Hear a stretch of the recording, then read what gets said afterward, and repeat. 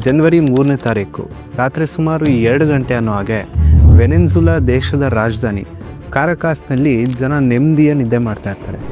ಅವ್ರಿಗೆ ಸಡನ್ನಾಗಿ ಹೊರಗಡೆಯಿಂದ ತುಂಬ ಜೋರಾಗಿ ಶಬ್ದ ಬರೋದಕ್ಕೆ ಸ್ಟಾರ್ಟ್ ಆಗುತ್ತೆ. ಹೊರಗಡೆ ಏನಾಗ್ತಿದೆ ಅಂತ ಚೆಕ್ ಮಾಡೋದಕ್ಕೆ ಹೋದಾಗ ಅವ್ರ ಕಣ್ಣೆದುರು ಏರ್ ಸ್ಟ್ರೈಕ್ಸ್ಗಳು ಕಾಣಿಸುತ್ತೆ. ಈ ಏರ್ ಸ್ಟ್ರೈಕ್ಸ್ ಎಲ್ಲ ಮೇಯ್ನಾಗಿ ಕಾರಕಾಸ್ನ ಹಾರ್ಟ್ ಅಂತಲೇ ಕರೆಯುವಂಥ 2 ಮೇನ್ ಜಾಗಗಳಿಗೆ ಏಮ್ ಮಾಡ್ತಾ ಇರುತ್ತೆ. ಒಂದು ಕಾರಕಾಸ್ನ ಏರ್ಬೇಸ್ ಮತ್ತು ಇನ್ನೊಂದು ಅಲ್ಲಿನ ಮಿಲಿಟ್ರಿ ಕಾಂಪ್ಲೆಕ್ಸ್. ಪ್ರಾರಂಭದಲ್ಲಂತೂ ಅಲ್ಲಿನ ಜನ ಮತ್ತು ಒಫಿಷಿಯಲ್ಸ್ಗೂ ಕೂಡ ಏನು ನಡೀತಾ ಇದೆಯಪ್ಪ ಅಂತಲೇ ಗೊತ್ತಾಗಲ್ಲ. ಏರ್ ಸ್ಟ್ರೈಕ್ಸ್ಗಳು ಸುಮಾರು ಹೊತ್ತು ನಡೆಯುತ್ತೆ. ಏರ್ ಸ್ಟ್ರೈಕ್ಸ್ ನಿಂತಾದ ಮೇಲೆ ಆ ಜಾಗದಲ್ಲಿ ಏನು ನಡೆದಿದೆ ಅಂತ ಒಫಿಷಿಯಲ್ಸ್ಗಳು ನೋಡಿ ವಿಚಾರಿಸಿದಾಗ ಅವ್ರಿಗೆ ಗೊತ್ತಾಗಿದೆ ವೆನೆನ್ಜುಲಾನ ಪ್ರೆಸಿಡೆಂಟ್ ಆದ ನಿಕೋಲಸ್ನ ಕ್ಯಾಪ್ಚರ್ ಮಾಡಿದ್ದಾರೆ ಅಂತ.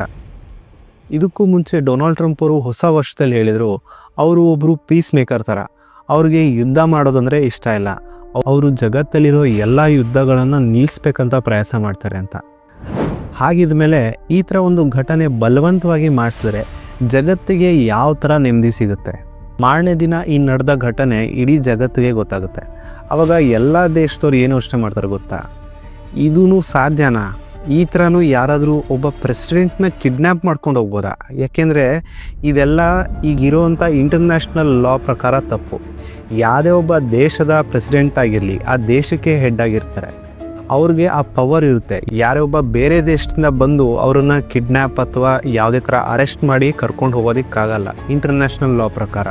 ಆದರೆ ಇಲ್ಲಾಗಿರೋ ಘಟನೆನ ನೋಡಿದ್ರೆ ನಿಜಕ್ಕೂ ಇಲ್ಲಿ ಇಂಟರ್ನ್ಯಾಷನಲ್ ಲಾ ವರ್ಕ್ ಆಗ್ತಾ ಇದೆ ಅನ್ನೋದೇ ಡೌಟ್ ಬರುತ್ತೆ. ಈ ಕೆಲಸ USA ಪ್ರೆಸಿಡೆಂಟು ಟ್ರಂಪ್ ಅವ್ರು ಮಾಡಿರೋದ್ರಿಂದ ಯಾರಿಗೂ ಈ ವಿಷಯದ ಬಗ್ಗೆ ಅಷ್ಟು ಆಶ್ಚರ್ಯ ಇಲ್ಲ. ಆದರೆ ಯಾವಾಗಲೂ ನೋಬೆಲ್ ಪ್ರೈಸ್ ಬೇಕು ಅಂತ ಆಸೆ ಪಡ್ತಾರೋ ಇವರು, ನಾನು ಜಗತ್ತಲ್ಲಿ ಒಬ್ಬ ಪೀಸ್ ಮೇಕರ್ ಆಗಬೇಕು, ನಾನು ಎಲ್ಲ ಯುದ್ಧನ ನಿಲ್ಲಿಸ್ಬೇಕು ಅಂತ ಇರೋರು ಜಸ್ಟ್ 2 ದಿನ ಆದಮೇಲೆ ಇಂಥ ಒಂದು ಘಟನೆಗೆ ಕಾರಣ ಆಗ್ತಾರೆ ಅಂದರೆ ಇವ್ರನ್ನ ಯಾರು ತಾನೇ ನಂಬೋಕ್ಕಾಗುತ್ತೆ?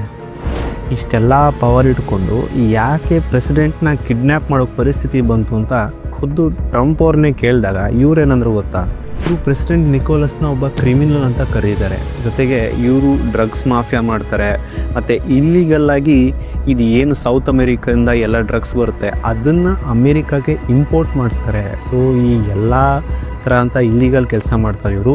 ಅದಕ್ಕೆ ನಾನು ಇವ್ರನ್ನ ಅಲ್ಲಿಂದ ಕಿಡ್ನ್ಯಾಪ್ ಮಾಡಿಸಿ ಡೈರೆಕ್ಟ್ ಅರೆಸ್ಟ್ ಮಾಡಿಸ್ಕೊಂಡು ಇಲ್ಲಿಗೆ ತರಿಸಿದ್ದೀನಿ ಅಂತ ಹೇಳ್ತಾರೆ.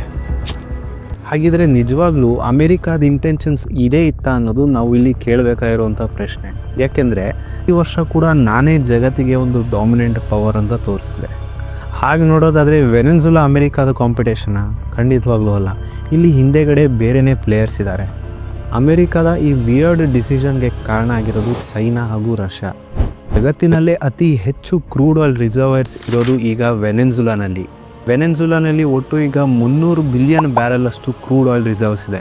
ಇದು ಈಗ ಕ್ರೂಡ್ ಆಯಿಲ್ ಅನ್ನೋ ವಿಷಯದಲ್ಲಿ ಈಗ ಅರೇಬಿಯಾ ಕೂಡ ಮೀರಿಸ್ತಿದೆ. ಆದರೆ ಇವ್ರ ಹತ್ರ ಇರೋ ಪ್ರಾಬ್ಲಮ್ ಏನು ಗೊತ್ತಾ, ಇವರು ಅದನ್ನೆಲ್ಲ ಎಕ್ಸ್ಟ್ರಾಕ್ಟ್ ಮಾಡ್ಕೊಳ್ಳೋದಕ್ಕಾಗಲ್ಲ. ಅದನ್ನು ಮಾಡೋದಕ್ಕೆ ಇವ್ರಿಗೆ ಇದು ತುಂಬಾ ಕಾಸ್ಟ್ಲಿ ಆಗುತ್ತೆ. ಮತ್ತು ಈಗೀಗ ವೆನೆನ್ಜುಲಾ ರಷ್ಯಾ ಮತ್ತು ಚೈನಾಗೆ ತುಂಬಾ ಕ್ಲೋಸ್ ಆಗ್ತಿದೆ. ತುಂಬಾ ಚೆನ್ನಾಗಿದ್ದಾರೆ ಅವರ ರಿಲೇಷನ್ಸು.